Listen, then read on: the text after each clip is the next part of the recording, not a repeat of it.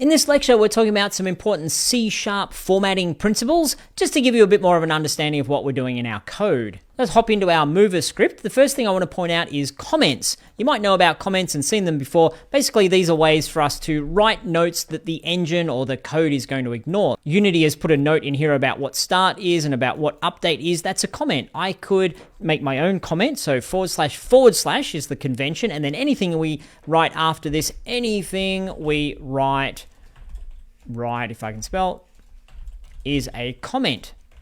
The engine will ignore that completely. So I'm going to delete that. I'm also going to delete my start comment just to tidy up my space a bit here so I can fit everything on my screen I want to show you. I'll remove the update, just highlight that, delete. Cool. So now I don't have any comments. The reason you would add comments is you can make notes to yourself. That's the main reason. You can give some explanation for things that maybe in 6 months' time you might look at and say, what on earth was I trying to do here? Now, a lot of people will say you should never use comments because your code should be so perfect that you don't need comments and everything's named amazingly and it's so easily readable. But hey, if you're starting off and you're a beginner, you might not be perfect just yet. So it's okay to write comments in there. It's like, hey, this is where I was trying to do whatever it is you were trying to do. I think that's not a bad thing to do while you're getting up and running. The next thing I want to talk about is white space. So white space in C# in Unity doesn't matter. So we've got our variables that we typed in before, serialized field. I could have a whole bunch of spaces and then spaces here and spaces there. That wouldn't be a problem. The computer is going to know exactly what to do with that. Now, if I went and put a space in between a word, flow at, it doesn't know what a flow at is because we've gone and broken that word. So it needs words to be formatted properly, but spaces, we've got a lot of flexibility. If you have things butted up against each other, now it thinks it's a floaty value. It doesn't know what that is. So it's a float and value, they're separate things. Feel free to play around with this, put spaces in, see when you get the red squiggly lines, because that means you've broken something, red squiggly lines, and if you don't get the red squiggly lines, so, I guess that's fine. Now, another thing about formatting is different people like to have things laid out differently. I like to have my curly braces, which is basically saying, here's a method, and then here's the code that we do within it, as we've got with update down here. I like to have my curly braces in a line like that. Some people will do it like this. So you have your starting curly brace up at the right after your name of your method, and it works exactly the same way. But some people will get really precious about that and say, oh, this is wrong, you're supposed to do it like this, or vice versa. So what you want to do is understand what things you're allowed to change and what things you should try to keep consistent, because if you're going off to get a job and you've written your code like that, technically it will work, but people will look at it and say, why didn't you indent it? Because everyone indents it because it makes it read better. We tend to indent whenever we go into a new code block. So, for example, if I had another code block in here like that, and if I had another code block within here, it's indented again. So we tend to indent each time we have code blocks within code blocks. Let me just undo all that stuff. What have I done here? There we go. And speaking of curly braces, I'm going to get my drawing tool here. You can see within update, the method, we've got open curly brace and close curly brace. And within that, we've got our one statement. We might have a second statement, a third statement, a fourth statement, and so on, that's within our curly braces.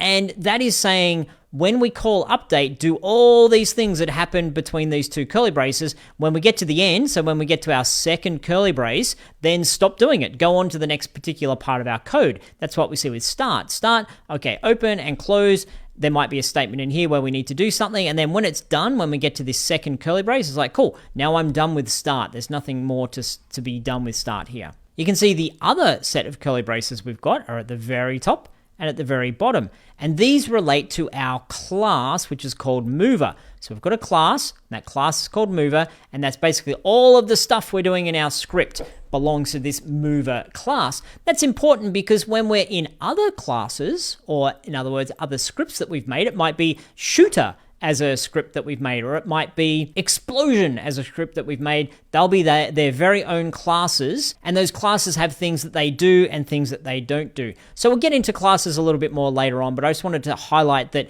class is another area where we've got these curly braces, so that's why the class knows about all these things that's happening in here. So why does that matter about curly braces? Well, if we put something into start, and it's between that curly brace and that curly brace, then there's a very good chance that update doesn't know about it because it's contained within these curly braces. So likewise, if something is not in between these update curly braces, it might not know about it. The great example here is we've got our variables We've got X, Y, and Z variables with a number that we've assigned to them, or we've modified it in the inspector, but it's the same thing. We've got these numbers. When update first starts doing its thing, it's just going to grab those values and put them straight in within here. However, with this current setup, update doesn't know about any changes we make to the X and the Y and the Z. And that's a problem because when we get out our controller, that's a controller, buttons.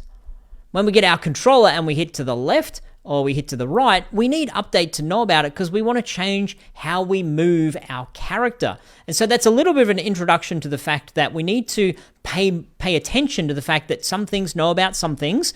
And if we need to be updating our movement, this is what we're currently doing with Translate. If we need to update our movement, then we need to be mindful of the fact that, well, update doesn't know about changes. And that's what we're going to be doing in the next lecture. We're going to be setting it up so that update does know about any changes we're making to whether we're supposed to move right or left, and we'll set up our basic player movement.